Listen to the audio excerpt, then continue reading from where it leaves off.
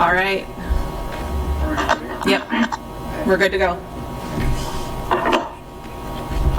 All right, everybody settled in? Yep. All right, the time is 7:04 p.m.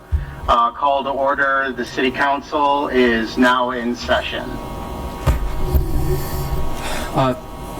Thank you, Council President. I just want to let everyone know, let me backlit that, that the mayor is having trouble with his Zoom, so he will be unable to attend, but he is going to be watching via YouTube and may call in if he needs to.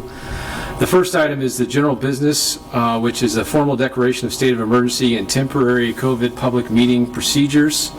I have your information in the packet on that, and I'd be happy to answer any questions you have regarding these two matters.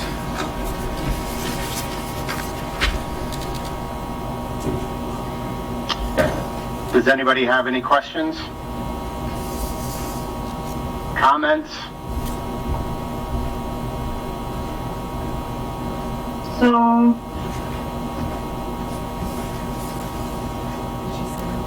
wait, which one are we on? So we're on the general business, the formal declaration of a state of emergency and temporary COVID-19 public meeting procedures.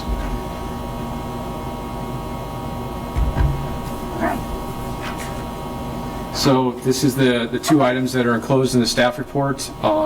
Resolution number 1003 declaring a temporary state of emergency and the temporary COVID-19 public meeting procedures. I did have a question. So Keith, this is David Patty, Councilor David Patty. I'm asking about Section 4 and Section 4A. Could you go ahead and kind of explore what we're doing with that and what kind of situations we might use that under? Sure. The language that you're seeing from this is what you're referring to is the COVID-19 declaration of emergency. This is coming from the city attorney, that template that was provided by the city attorney, which is being used by them and clients throughout the area. So that language is directly from the city attorney. I see it as basically intent of this trying to accomplish three specific goals or components. One is the flexibility to immediately act if it's to protect the safety and the welfare and the public interest under the scope of the declaration of emergency under COVID-19. It's to authorize a chain of command to act if the city manager is incapacitated, unavailable, or unreachable. In other words, to allow others to act without approval from the city manager if the city manager can't be reached, and to handle any unforeseen circumstances that we have as it relates to the emergencies. So the language that you're seeing in that is coming from the city attorney, and that's what I see the purpose of those as being. I don't see anything at this point directly that would relate to this. What we're trying to do is have some flexibility with the state of emergency in case there is something unforeseen that comes up. And I think the scope of this is still pretty narrowly focused just for those items directly related to the declaration of emergency. Excellent. Thank you, Keith. Okay, are there any other comments, questions, concerns? I have some I don't have any problems with the public meeting procedures, but going back to that section 4 and 4A. My understanding is that the governor has pretty extensive authority with her executive order, and I'm just concerned. I don't necessarily think that we should have just one person in our city that has control over and above what the governor has already put in place, and specifically things that are outlined in 4A. I think the language of 4A basically talks about essentially that what would happen at this point is it would allow for publicizing that, but wouldn't overstep currently what's in place, and there's no foreseen circumstances that we can come up with as a staff that would do that. All this is allowing us flexibility in the state of emergency in case something unforeseen were to come. But at this time, I don't see anything that would go beyond the scope. And there is talk about, with those items, to make sure the council is aware of the actions the city is taking. This is Jordan Wart. I guess in my view, with everything that even already happened with our emergency order being put in place almost a month ago, a little less than a month ago, I don't foresee us necessarily needing this. I don't necessarily think that it's we need to have in there, or that I think that should still be in something that we do at the council, not just being told that it's done, or shall first consult us, but that still gives.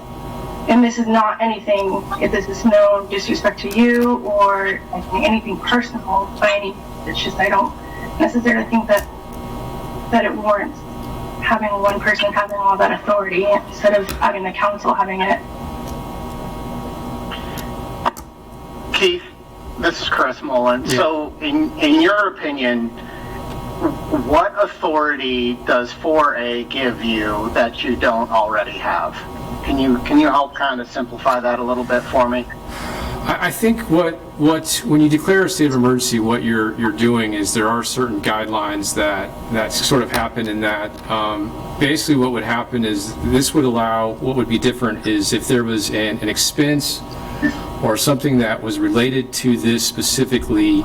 What we normally have is budget authority that's designated through different things. So I don't have any budget authority per se under COVID-19 or something related to that to act. So if there was expenses that were directly related to this that would go beyond, that would be an example of what I could think of that we would see. It also, in terms of our normal bidding procedures, right now we're trying to get PPEs for our police department. So, that's a pretty good example of something where normal bidding procedures just aren't going to work right now. So we're trying different avenues to try to get those materials. There's still oversight, there's still accountability that's going to come in place, but it just gives us more flexibility as we're trying to deal with the dynamic situation we have. Even things like Clorox wipes, gloves for the police department, masks are all things right now that honestly, we're struggling to get, and we're looking for any means that we can within reason to be able to get those items legally and appropriately. So I think that would be one of the examples that would sort of happen in that is kind of just spinning in some ways the normal procedures we have for bidding just because it's a unique time and situation. Thank you. Council President Mullen, can I say something? Yeah, go ahead. So I really like that this is actually put in there. I think that it is important that we have this stuff laid out in the event of an emergency. We have like a document that says right in one place who has the power to make decisions, and this does not take any. This doesn't take any accountability away from our city manager. Like, he's still accountable for the actions that he takes, and we, the council, always have that power as a body to like or dislike what he does in a formal fashion. So we can take a vote on anything at any time that we call an emergency meeting if we don't like something that's going on. That we were voted in as a body. We have put our trust in this city manager to help lead us through something like this, and he knows very well that what responsibility that comes with. So I think this is good that it's put out there in the document, and I really like that we're taking steps to make sure that we're not led during a time like this, because we need leadership right now. Thank you, Paige.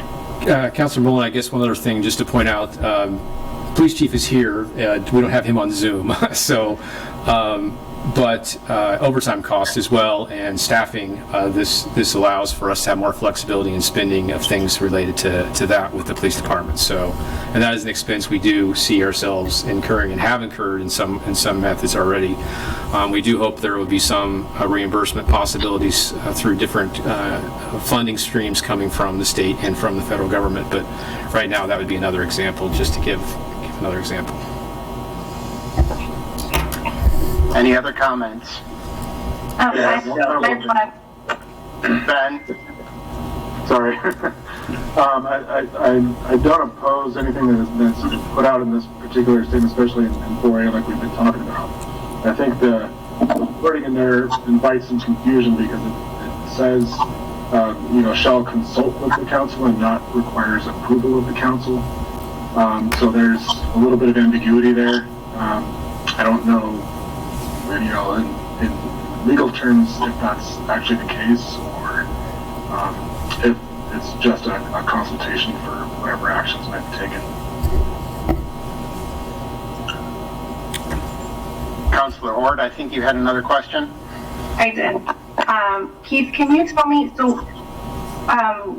what you were describing, your example, and thank you for that, but does that fall under section 2 or would that fall under section 4? Because can you tell me what the difference between the two is? Because I was under the assumption that what you were talking about falls under section 2.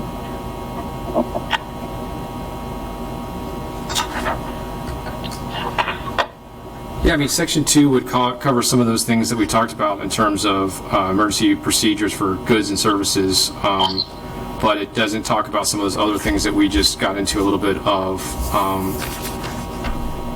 especially with overtime or other expenses that may occur. I'm sorry our city attorney isn't here to explain the language. This is whose guidance I based this off of, and this is the language we've used.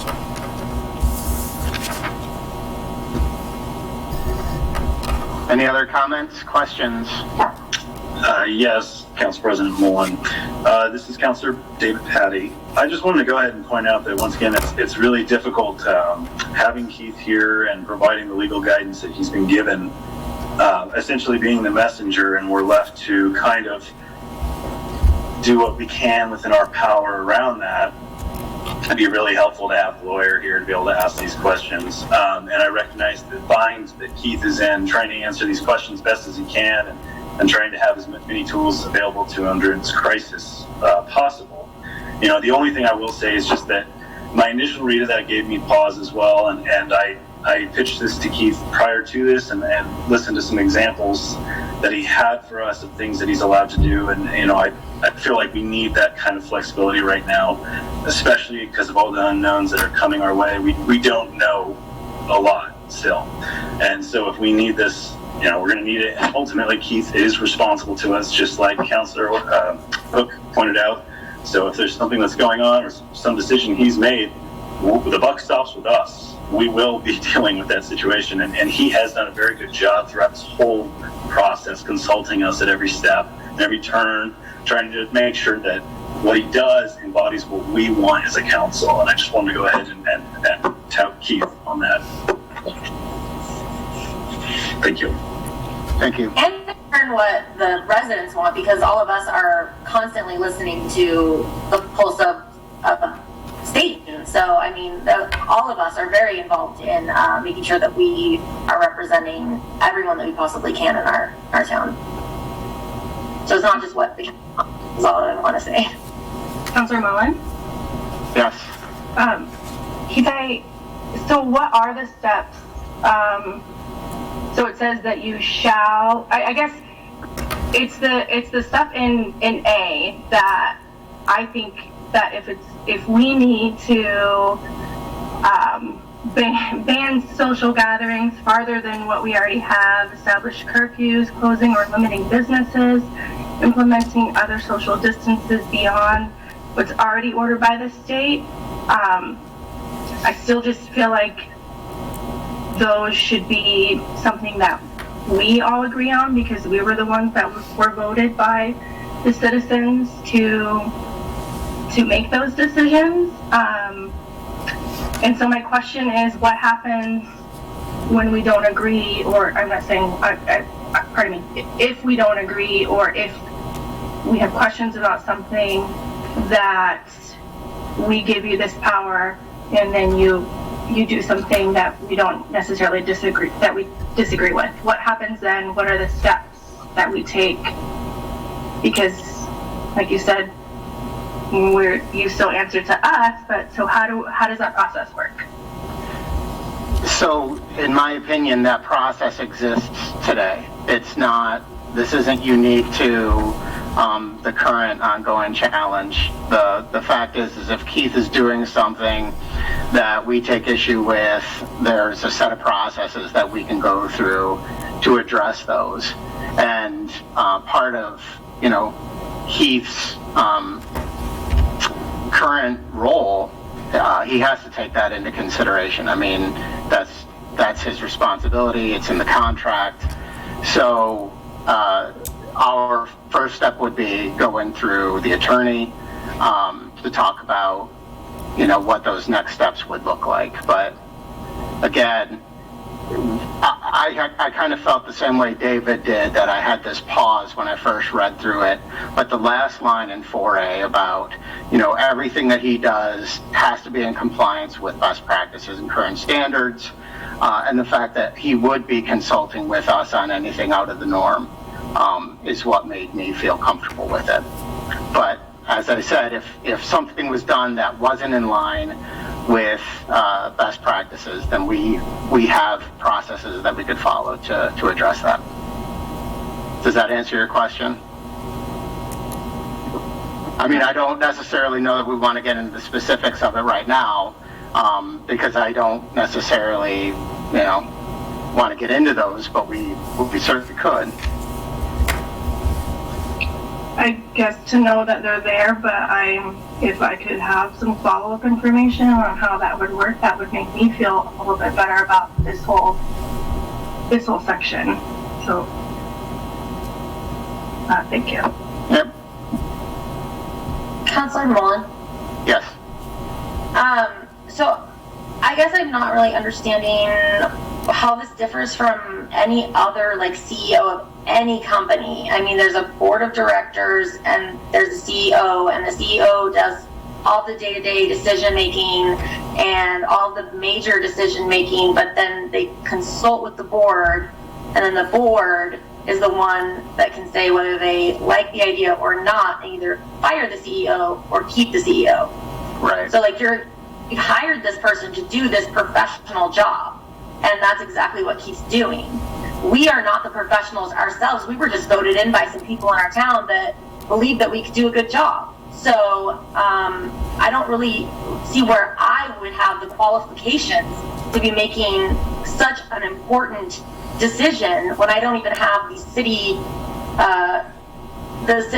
manager degree that you have to get. I don't remember what it is called, but I mean, that just seems silly to have 5 people that don't have that background making those types of decisions instead of leaving it to a professional, and then we just decide if he makes the good decision after it's made or while it's being made.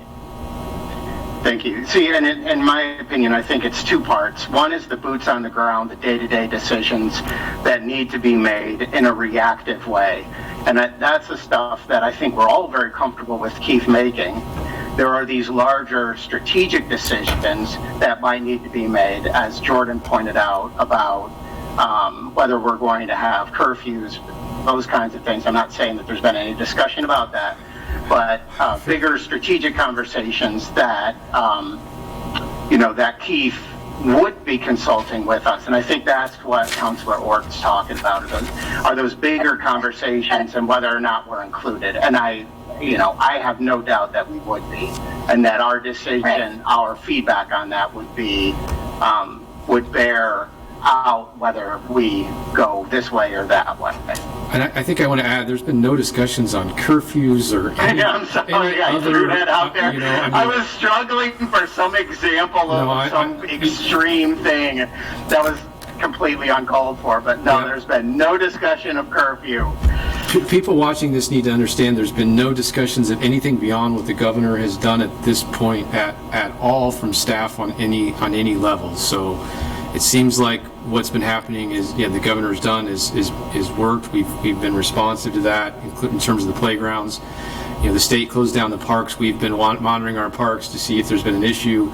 I've been driving by our parks. I know other people have as well. We haven't seen the issues that caused the governor to close the state parks, so we haven't even looked at the need to close ours. So I just want to be that clear on all of that. Yeah, that's what you get for giving me a microphone. No, I think people out there may be concerned as they're listening to this conversation that there's some other shoe ready to drop and there's no plan.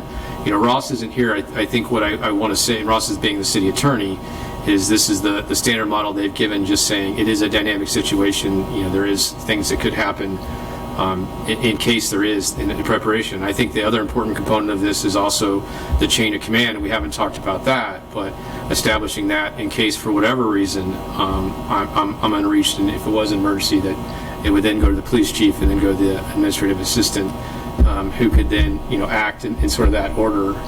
So this is, you know, what we've set in place too. That was the other, I think, critical component that hasn't been talked about. So I think that's what Ross's intent was on all of this. Yeah, the point I'm trying to make is just the day-to-day operational decisions that need to be made. As you pointed out, whether it's, you know, stuff for the police force or whether it's stuff for, you know, the city as a whole, you know, you need the ability to be as quick to react to those needs as possible. And the strategic conversations, the larger conversations, is the stuff that really would fall into the compliance and the council's decision-making. Correct. Any other questions, concerns for Keith? All right, what do we want to do with this? Council President Mullen, this is David Patty. I'd like to offer a motion that we approve resolution number 1003 and the temporary COVID-19 public meetings procedures as presented. Thank you. We have a motion. Do we have a second? I second it. We have a motion and a second. Alyssa, would you poll the council? Are we going to have the discussion? It sounded like Councilor Ort wanted discussion. We can, I mean, that was part of the agenda. We can do more before we vote, but we have a motion on the floor. You discussed it. Always after a motion in a second. Okay, that's fine. We can open the floor back up. And Councilor Ort again, I just want to say that I'm going to be a no vote only because I like everything else in here, but I still don't believe that our city manager or any city manager needs any more specific authority over what the governor is already doing. So that's going to be my reason for my no vote tonight. Councilor Mullen? And that's all I have. I am Councilor Mullen. Yes, I sorry. will be a yes vote because this is exactly how our democracy is supposed to be set up. If you look at how the federal government is put together, the state government is put together, and our city governments are put together. So I will be a yes vote on this. Any other discussion before we go to a vote? All right, Alyssa, would you poll the council, please? Absolutely. Councilor Ort? No. Councilor Hook? Yes. Councilor Mullen? Yes. Councilor Patty? Yes. Councilor McDonald? Yes. Motion passes 4-1. Okay, thank you, everybody. Next item on the agenda is consent agenda. What do we want to do with that, folks?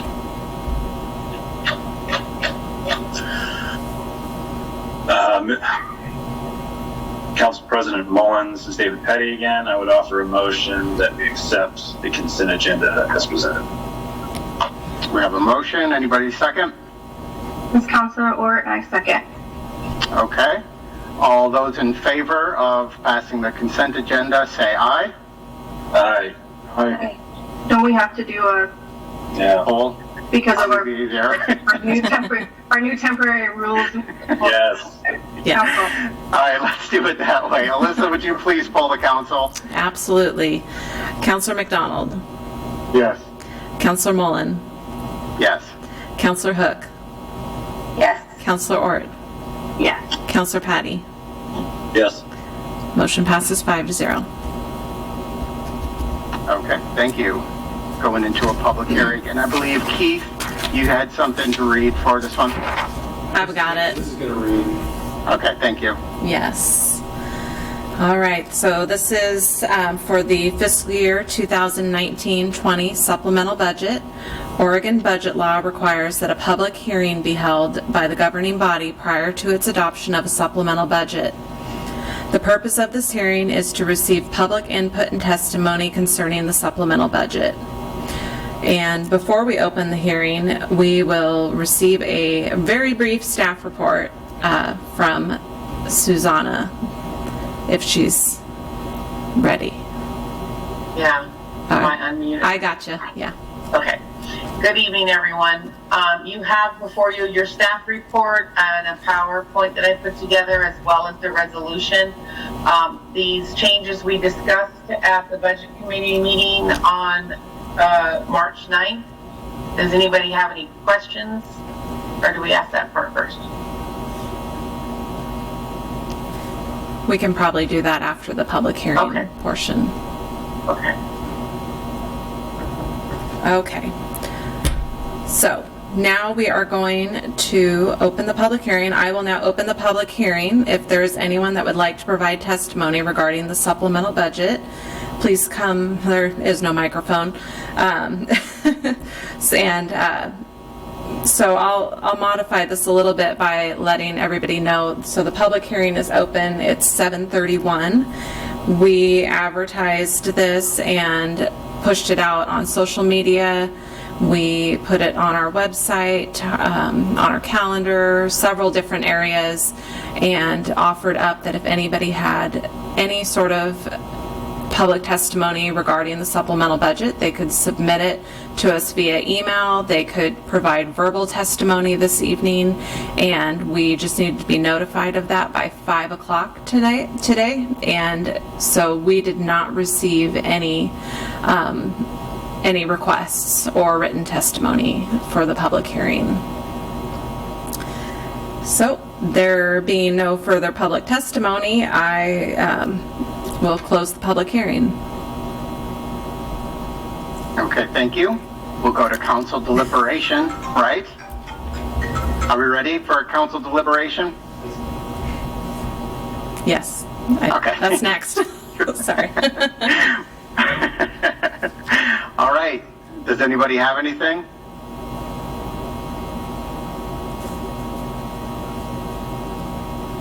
This is Counselor Orr. I just wanted to thank Susanna for putting this together for us. Thank you. You're welcome. Okay. Anybody else? Last call. All right. How about a council decision on resolution number 1002?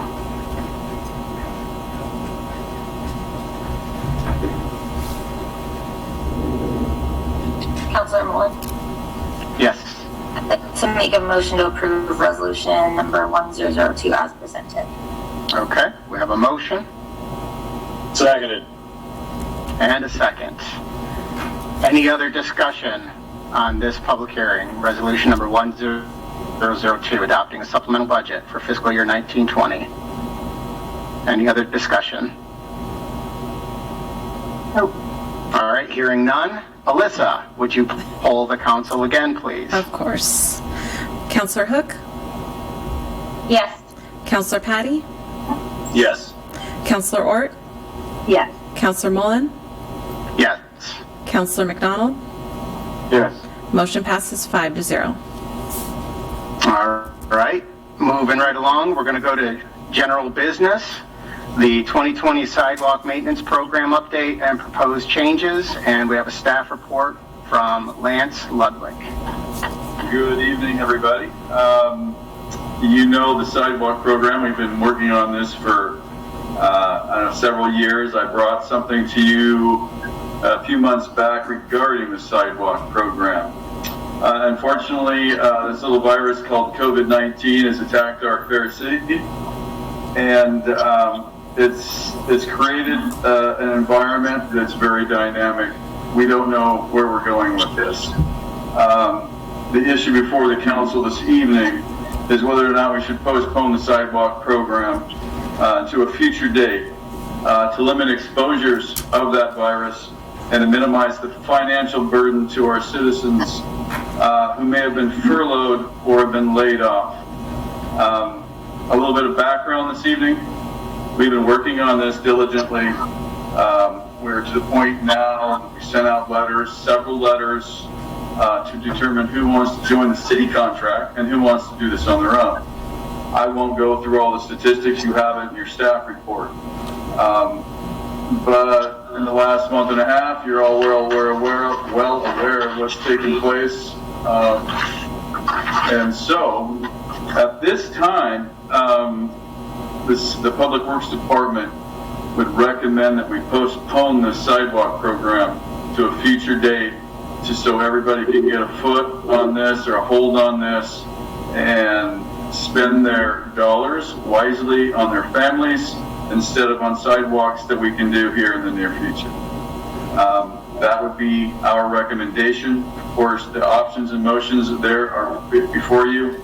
I agree with our recommendation and make a motion as such, or instruct our Public Works Department to move forward with the 2020 program and continue the work as planned. And those are your options this evening, and I can answer any questions you have regarding this. Yeah, question. When we talk about postponing, we don't have a definite date. We're just postponing until we feel comfortable going back to the original. I could say not really. I'm guessing we're going to have some sort of vaccine. Everything I read, I could be completely wrong. But no, we don't. To be short, we don't have an idea. So this will just be an indefinite postponement. Yes, it will be until I can get further guidance from the city council. Got it. Any other questions?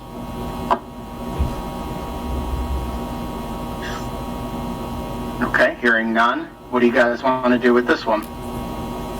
Councilor Mullen? Yes. I would like a motion to agree with the staff recommendations and postpone the 2020 sidewalk maintenance project. Second. We have a motion and we have a second. Any other discussion on this issue? Alyssa, Yes, would you please poll the council again? of course. Counselor Mullen, Yes. Counselor McDonald, Yes. Counselor Patty. Oh, Yes.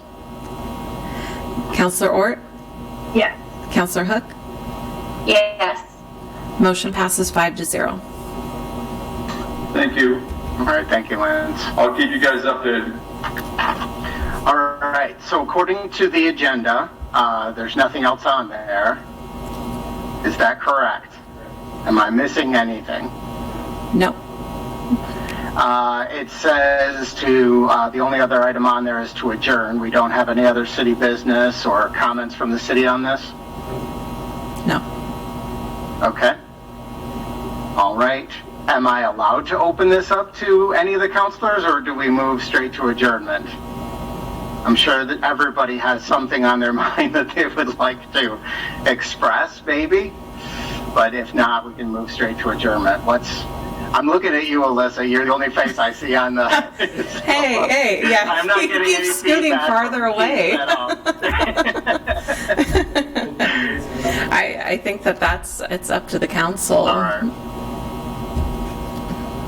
I would like to just open it up for a 10-second. If anybody has anything, these are obviously unprecedented times. I appreciate the speed at which you folks in the city were able to put this together. I appreciate everything the medical community is doing, EMS, the fire department, the police department, and I'm sure my fellow councilors have similar things they'd like to say. So if it's okay, I'd like to give each person 10 seconds to say something, if there's no objections. Councilor Mullen, I would love to say something. Okay. I just wanted to thank everyone in the city as well for all of their hard work, and really a lot of our residents for coming together and helping the Stanium Hospital out with making masks. I mean, there's a ton of people in the area that are doing this, people that have never picked up a sewing machine before in their life, or thread needle. So I just want to thank our entire community for coming together, for people practicing the physical distancing that we're supposed to be doing, and just having trust that what we're doing is working, because it really is keeping a lot of people safe, and we're saving a lot of lives, even though we're probably all going a little bit crazy inside our houses. But thank you, everybody. Thank you. This is Councilor Ort, and I echo what the last two councilors said. And thank you, Alyssa and Keith, for getting this up so we can have our meeting and be available for the public. And I just want to reiterate that if people do have public comments, to get those in 2 hours before our meeting so that we can get that information, because we still want to hear from you. That hasn't changed. We just have to change the way that we're doing this. And I apologize, my camera isn't working. I updated my Zoom, but apparently it didn't restart my computer, so I apologize for that. And then one last comment is, if anyone has any information to share with the city on how we can help out our community, whether it's assistance for community members or small businesses, you know that they need a lot of help right now, and any information that you can give to the city, if you want to email us, Alyssa can look that over and put that up on our website if it's applicable to help the community. So thank you. Councilor Patty? Sure. I just wanted to say, I know there's a lot of people who are curious what's next. They're scared. I understand that. I'm with you. I want you to know, though, that your city staff are on this. I heard about this. I mean, the severity that this may turn to long ago, and that was from your city manager, and he blew the whistle on this, and we were able to act as quickly as possible and get city offices closed and make sure that the community was safe. I've continued to try to reach out and get input electronically from citizens, so I encourage you all to do that. If there's anything else that you can get over to us, we appreciate it. We take your input. Just know that we're doing our best here as your city leaders, and trying to represent you guys in the best way possible, and represent the values that our town is all about. So in closing, I just want to say thank you for the faith you put in all of us during this crisis. Thank you. Councilor McDonald?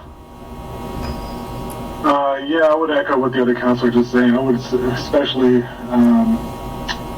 what the staff is doing, I think, is great as far as being on top of everything. And I've been really encouraged by what I've seen out in the public from everyone. Anywhere I go, whether it's the grocery store or anywhere, I've seen people following all the guidelines that they're supposed to, and for the most part, nobody isn't taking this seriously. So it's good to see. My wife is laying off, and she's got an order book of about 300 masks that she's got in right now. So she's taking on a donation basis, keeping herself busy, and it's really awesome to see the community members be appreciative of that. Everybody else, anybody in the community is doing to serve each other. So it's a lot of warm fuzzies happening right now. Yeah, thank you. All right, Keith. Councilman, I just want to say I did receive a phone call from Hank. He is watching at home and apologizes his Zoom isn't working. We'll work to get it up and running next time. We did a test, but it didn't work today, so we'll work to make sure it's functioning next time. Yeah, when all is said and done, and I do expect a beer from him for this. So, having said that, Keith, anything else from the chief or Alyssa? Or I don't think so. Okay. All right. Thanks, everybody. Stay safe. Stay home. Stay healthy. Wash your hands. And this meeting. Seconds. What's that? For 20 seconds. This meeting is adjourned. Good night. Thank you, everybody. Good night. Thank you. You do.